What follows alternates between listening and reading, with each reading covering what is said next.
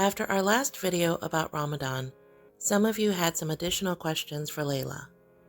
I caught up with her this week and passed them along. Here are her responses. So, during Ramadan, what's the best way to greet somebody? Yeah, that's a great question. So oftentimes we'll say Ramadan Kareem or Ramadan Mubarak. Usually that loosely translates into Happy Ramadan or Blessed Ramadan.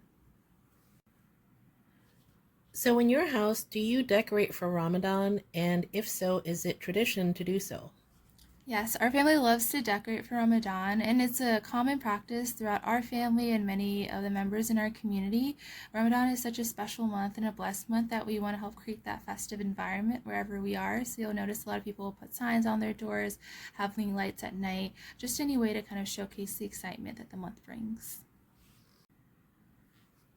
At what age do children start fasting in general? And is there a practice period when they first get started?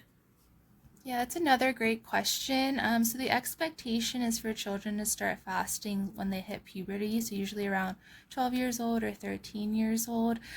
Children younger than that can start to practice fasting to the extent that they feel comfortable. So if that's a few hours every day or a half day or fasting every other day, that is something that is at the discretion of their parents and what the child feels comfortable doing. Once the child reaches puberty, though, there is a requirement that they start fasting, though they don't necessarily have to fast for the entire day if they're not able to. It's really the first year, so you have that flexibility to get acclimated with the process and to fast as much as you can until you get into a rhythm where you feel like you're able to fast every day for the 30 days of Ramadan.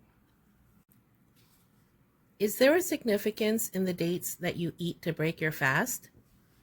Yeah, so a lot of Muslims will break their fast by eating a date because we're following the practice of Prophet Muhammad, peace be upon him. When he would break his fast, he would have an odd number of dates, whether it was 1, 3, or 5 dates. And over the years, we've come to find the nutritional benefit of dates. They're really rich in carbohydrates, fiber, and a lot of nutrition. And after fasting for 13, 14 hours, there's a lot of nutrients that your body needs that you can get really quickly while having a couple of dates.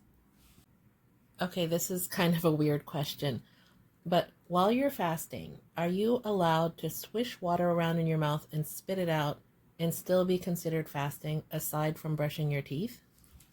Yeah, so technically, as long as the water doesn't pass your throat, it doesn't invalidate your fast. I think something important to remember with fasting in general is about intention and the reason why we're doing certain things.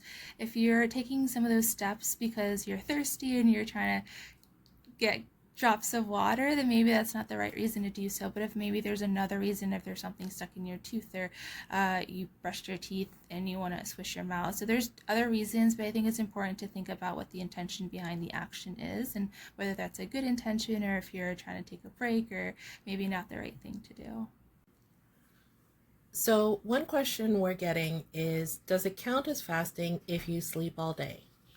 Sleeping does not invalidate your fasting. Sleeping for most of the day, though, takes away opportunities where you could be worshiping during the day, like reading the Quran, furthering your knowledge, praying, or other acts of worship.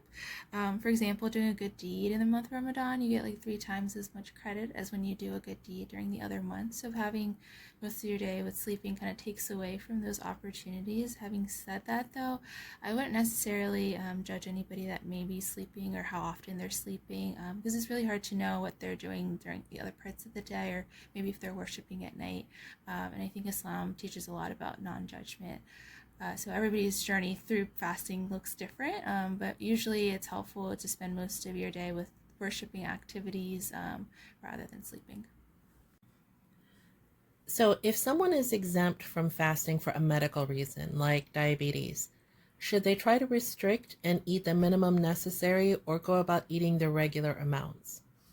Yeah, I think this is a very personal decision that depends on the person and what they're doing for their fasting and how they are observing the month of Ramadan. I think the process of fasting is such a personal journey, and everybody has different extents, especially with a chronic medical illness that they're able to tolerate.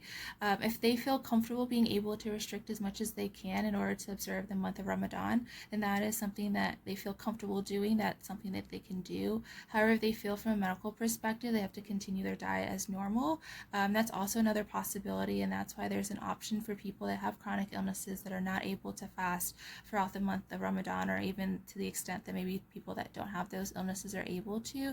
Other ways to promote the worship of Islam during the month of Ramadan, which includes like donating food to the needy, helping prepare meals for those that are fasting. So there's other ways to reflect those acts of worship if they're not able to fast as much as they can.